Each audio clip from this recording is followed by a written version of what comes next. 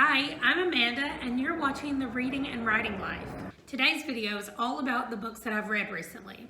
If you're new here, I do book reviews a little differently. Instead of waiting to do a mid-month or end-of-the-month wrap-up, I review the books as I finish reading them. So get ready for some weird hair, some tired eyes, and some really good books. It's Sunday evening, and I finished a book yesterday, and I was about to finish another one today, and I was like, I need to hurry up and record about the book from yesterday, but they're so totally different. There is not any, it's not going to be messed up in my brain about what one's about and what the other one is about. But I think I read what so far this year is the cutest book that I have read.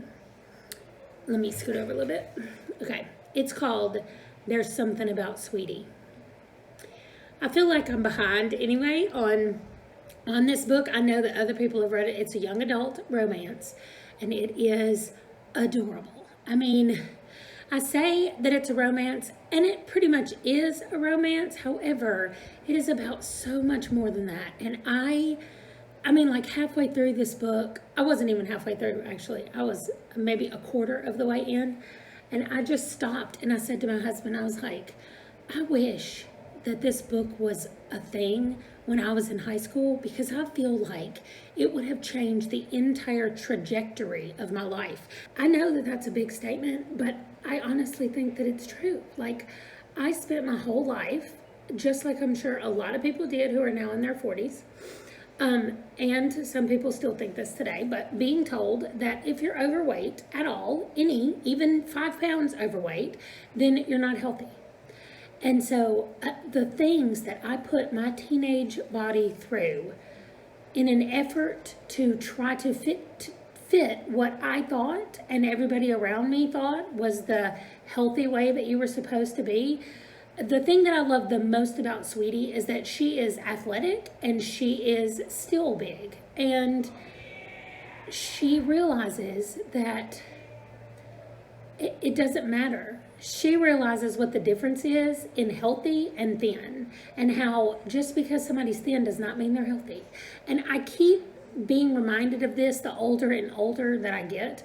Number one, I was having lunch with this lady a couple of weeks ago, and she said, well, so I have high blood pressure. And my initial reaction wanted to be, hold up, you're not overweight and I don't have high blood pressure. Like, that's just immediately where my brain wants to go, even after all this time where I realized that health is not directly related to your weight. Even though a lot of people want to say that it is, there's nothing statistically that backs that up.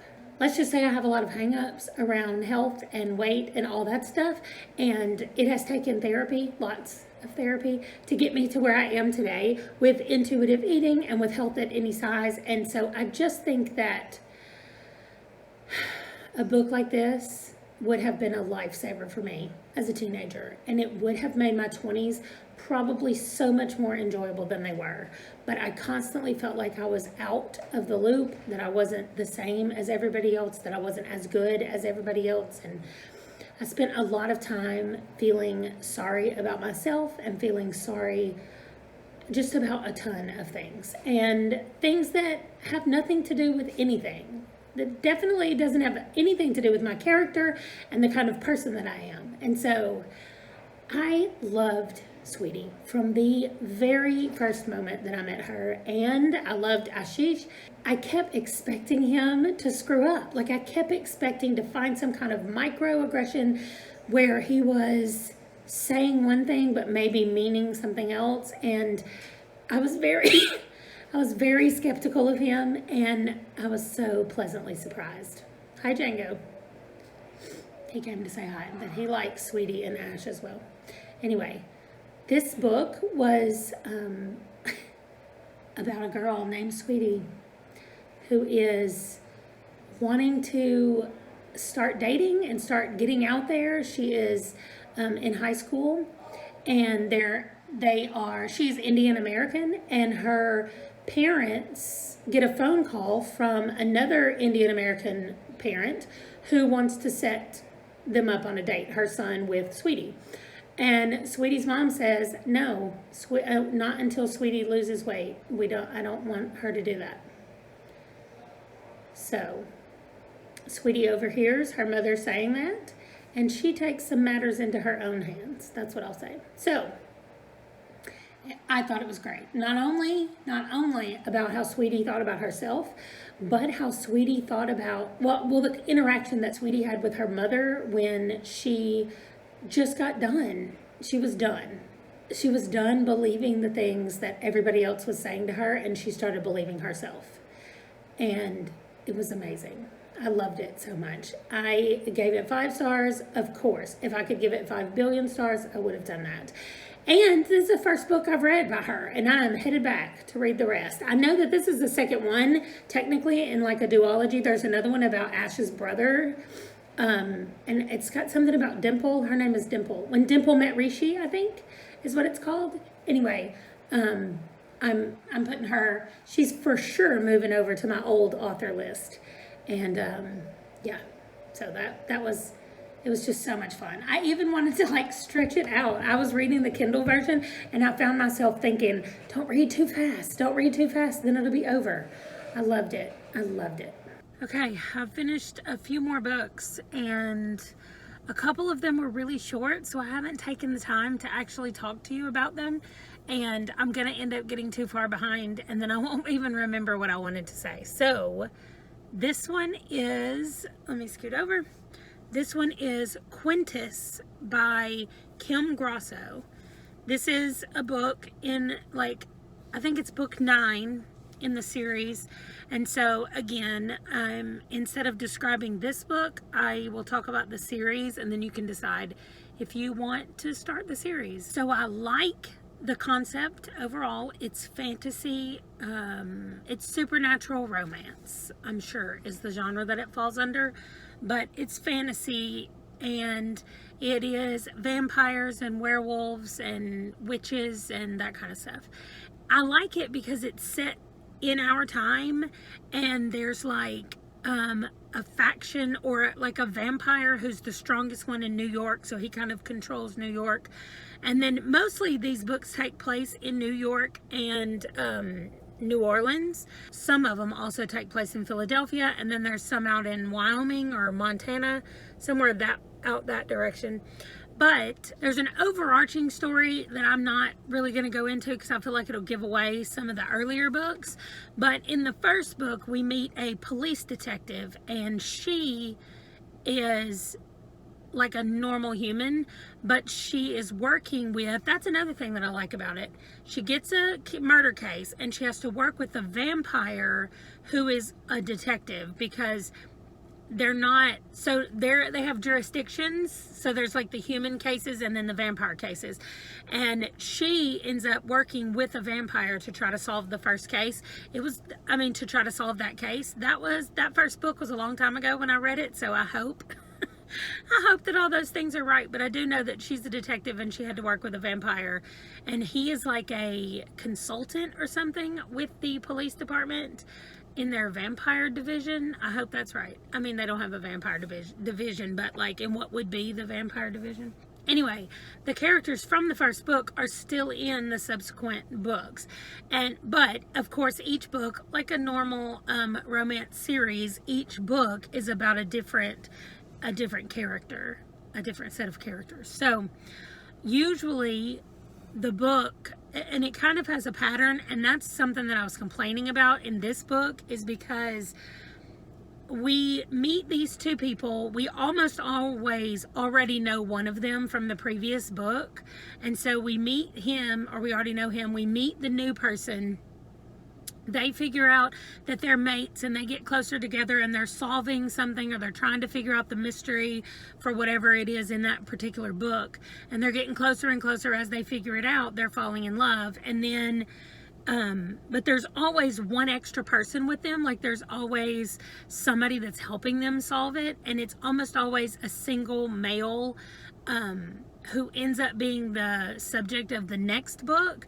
But always at the end of every one of these books, there's just this weird moment where either one of our heroes gets injured, or the extra person that's with them, you know, the extra person that's helping them solve the case, maybe they get injured or something happens, and in order to heal somebody or to make them better, all three of them have to have a threesome.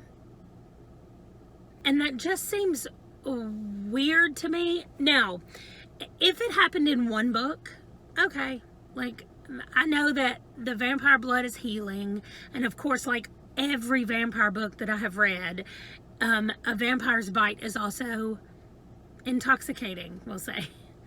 So, I mean, I can understand it kind of going in that direction in some cases, but it has now 9 books in. It is for sure a pattern that develops, and I just feel like it's unnecessary, or it's gratuitous in some kind of way. Like, it just feels like it's put in there as some kind of like, this is expected of me. And I think the storyline is good enough on its own. It doesn't need to throw in just a random threesome encounter right there at the end. And then the one single guy who's joined them for this one time is the subject of the next book. And so then the cycle repeats itself in the next book, that he meets somebody, and then he has a friend who's with them helping them solve the mystery, and then at the end something happens and they have a threesome. Like, I know that I'm going to keep reading these books just because I've got to find out what's happening with the main, like,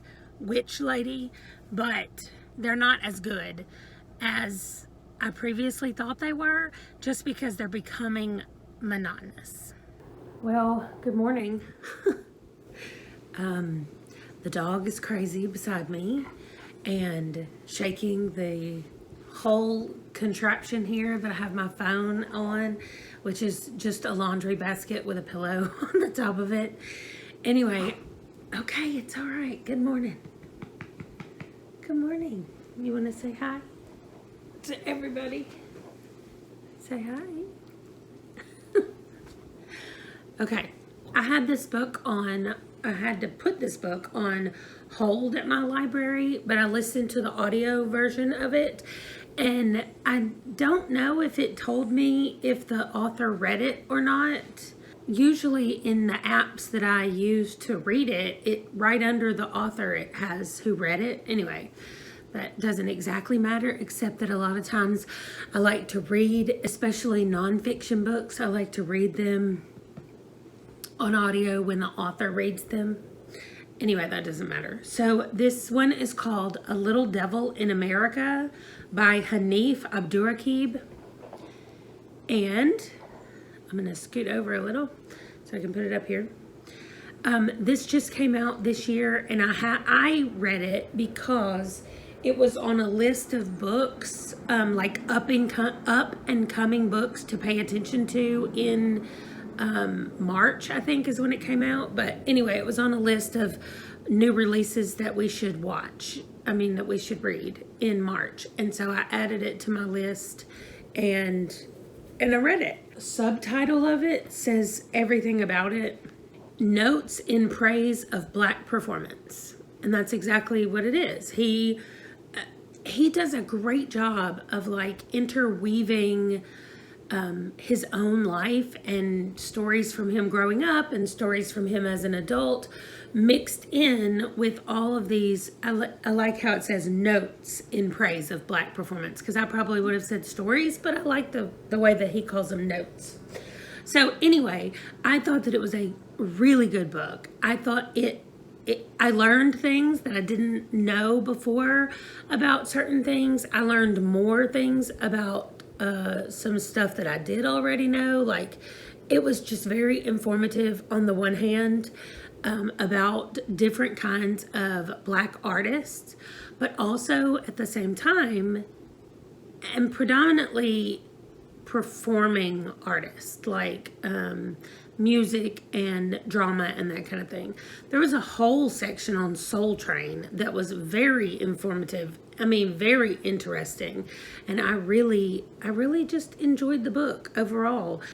Even if you're not somebody who reads nonfiction, I would still recommend picking up this book just because it doesn't read like a boring nonfiction book. It moves at a pretty fast pace and he jumps from performer to performer. And like I said, he interweaves parts of himself in there. And he is a writer and poet, and he's got some really good poetry in there, just sprinkled throughout the book. So yeah, I am finally about to get out of bed and go for a walk and listen to another book. So I definitely would recommend you getting this one. So that's it for this video. If you liked any of the books that I talked about, or if you've read any or want to read any, let me know down below and I would love to talk about the books. As always, I would love to do buddy reads, so if anybody's interested in that, comment below and we will work something out. Don't forget to hit the like button and subscribe so you won't miss anything. I'll see you in my next video. Thanks so much for watching. Bye guys.